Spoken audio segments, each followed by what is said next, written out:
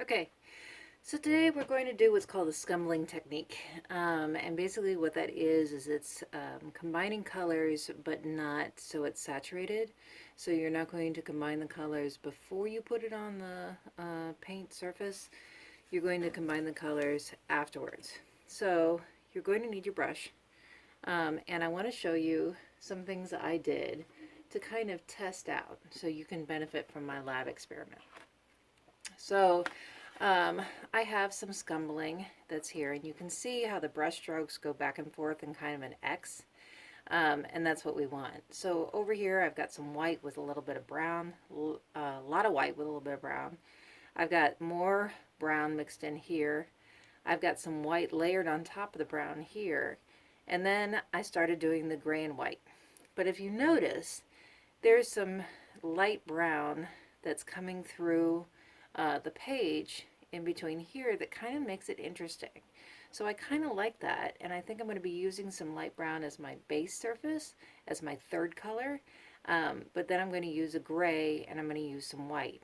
So to do your gray, let's do the light brown first. Since we're going to do that at the very bottom. But this is totally up to you in terms of where you want to do things. 3 colors work really, really well. That's from your scene designer's experiments. And so what I have are the Q-tip, the bag of Q-tips and toothpicks.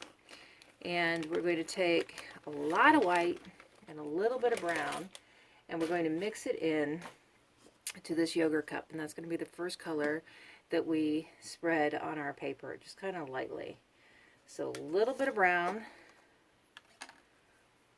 a little bit of brown mixed in here.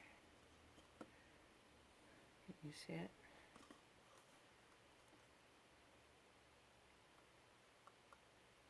Good. And then I'm going to leave that in there because that might be a good stir. And then if I could use the other side, I will.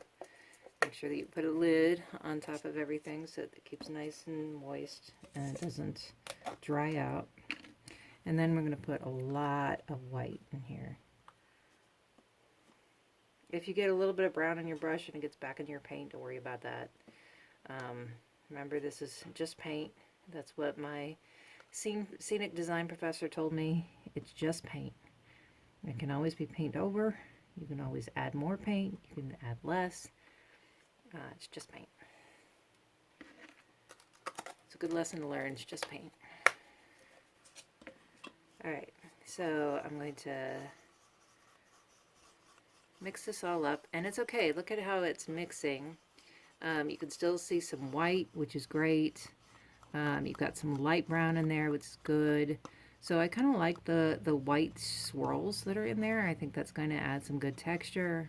I'm making sure that the white brush that's in there, that I've got that, which is good. And then you don't need,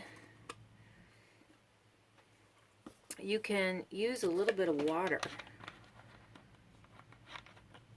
So I gotta make sure to tell you guys tomorrow, if you use just a little bit of water, there we go, then that'll help to spread it.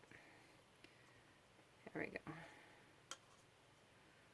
Okay, so, and then you're just gonna kind of go in a squish pattern across your surface.